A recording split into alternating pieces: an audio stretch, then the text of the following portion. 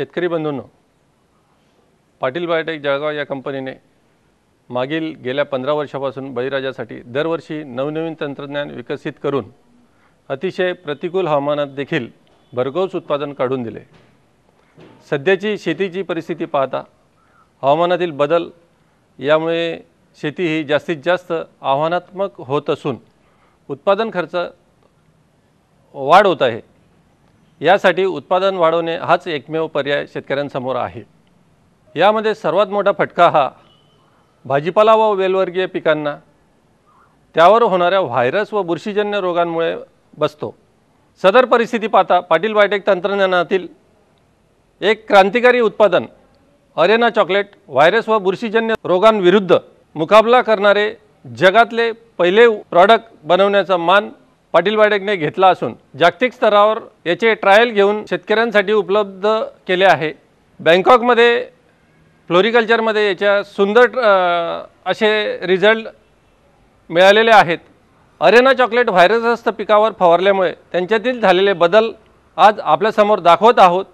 माझ्याकडे एकूण 25 एकर शेती आहे। त्याच्यावर मी कपाशी, वांगे, मिरची आणि काही क्षेत्रात पोपयाची लागवड केली आहे।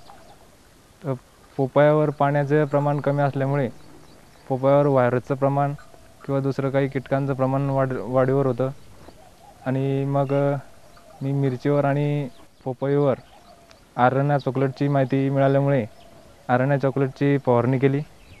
तर त्या पहिल्या फवारणीत प्रतिपंप 1 चॉकलेट अशी फवारणीमुळे थोडा पोपईवर बदल वाटायला लागला आणि अरेना चॉकलेटमुळे पोपईवरील व्हायरस आणि बुरशी हे दोन्ही कंट्रोल झाले आहे।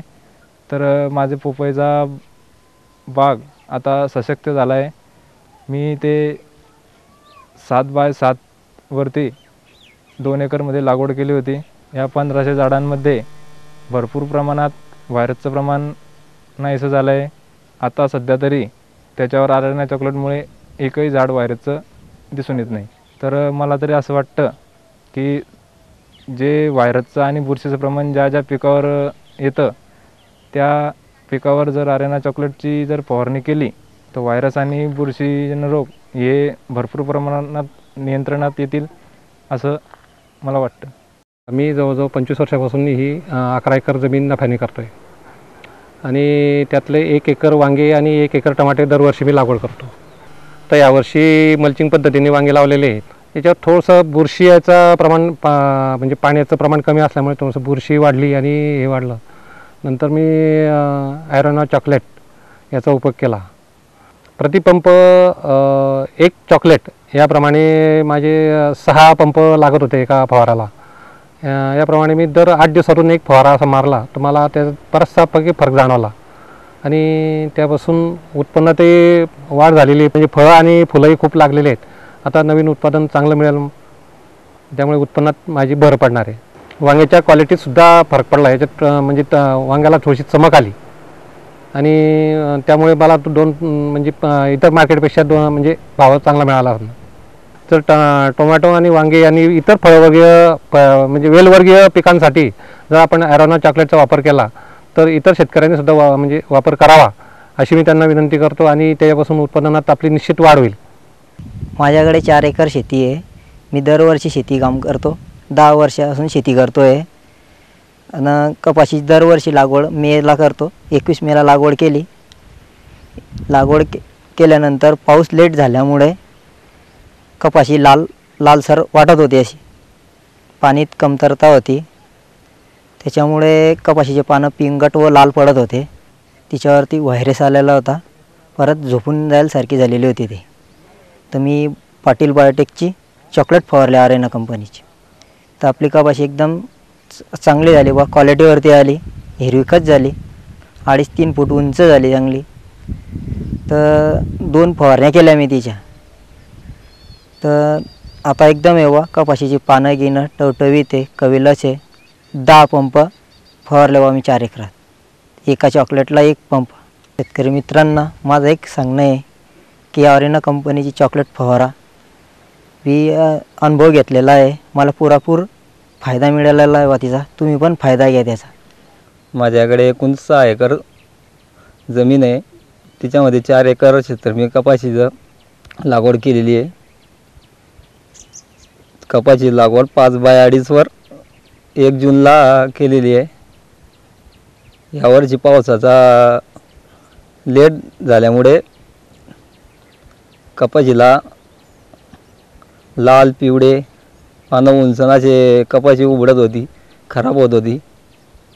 लाल पिवळे पानं होत असताना आम्ही असं लक्षात आलं की हे बुरशीचा काय व्हायरसचा प्रकार आहे असा. त्याची पाटील बायोटेककडून आम्ही माहिती घेतली आणि आरेना चॉकलेट प्रतिपंपाला एक पहिल्या फवारणीला वापरली. 2-3 दिवसानंतर थोडं आम्हाला रिझल्ट वाटलं. तसे आम्ही 3 फवारण्या केल्या. 3 फवारण्यामध्ये आमचं जवळजवळ सगळं शेत चांगलं झालं आणि कपाशीला क्वालिटी सगळं व्यवस्थित. माझं सर्व शेतकऱ्यांना सांगणं आहे असं की आरेना चॉकलेटपासून मला चांगल्या तऱ्हेने फायदा झालेला आहे आणि सर्व शेतकऱ्यांना असं सांगणं आहे की ते तुम्हाला जर बुरशी व्हायरस भेंडी वगैरे समजा भाजीपाल्यावर जर असलं वाटत असलं तर आरेना चॉकलेट पाटील बायोटेकचा वापर करून पहा. मला फायदा झालेला आहे, माझा अनुभव आहे. तुम्ही बी एक वेळा वापरून खात्री करा. आमच्याकडे जमीन एकूण 10 एकर आहे. त्याच्यात आम्ही 5 ते 6 एकर कपाशी लावली आहे. 1-1.5 एकर टरबूज लावले आहे आणि मिरची लावली आहे 25 ते 30 गुंठे. तर आमच्या मिरचीवर असा घुबड्या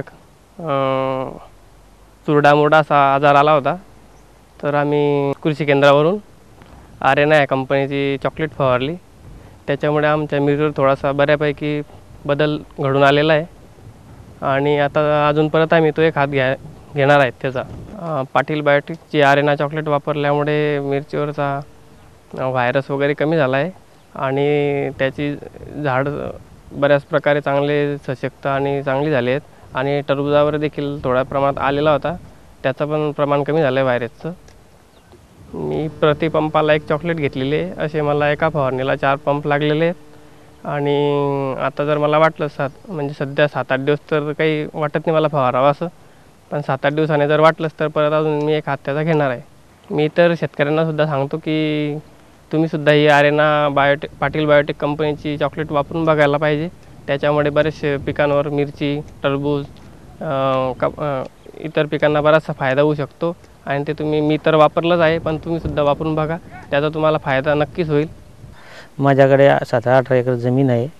मी त्या 3 प्रकारची शेती केलेली आहे.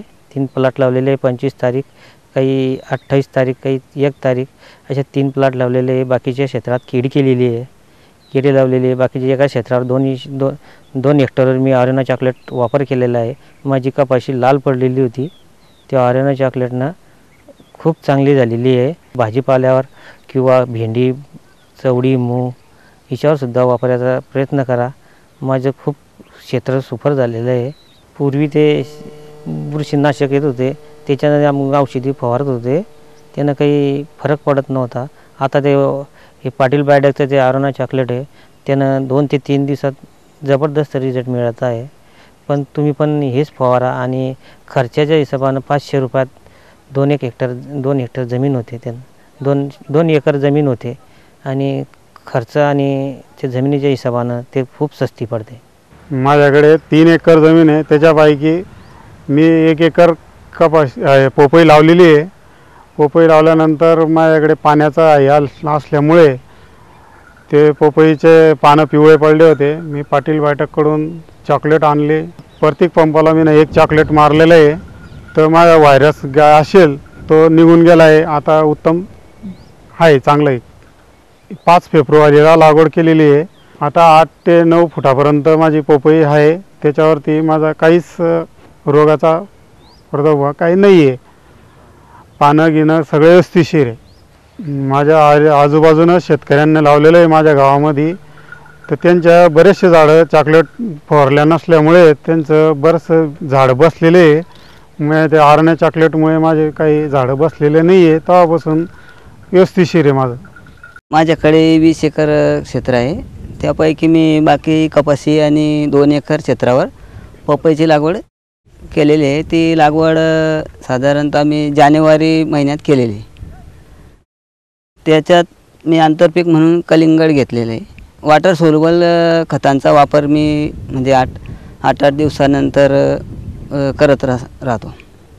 आणि उन्हाळ्यामध्ये थोडा पाण्याचा ताण पडल्यामुळे झाडांचे पानं थोडे पिवळे पडलेले होते आणि त्यानंतर मी आरेना चॉकलेटचा फवारा मारलेला आहे.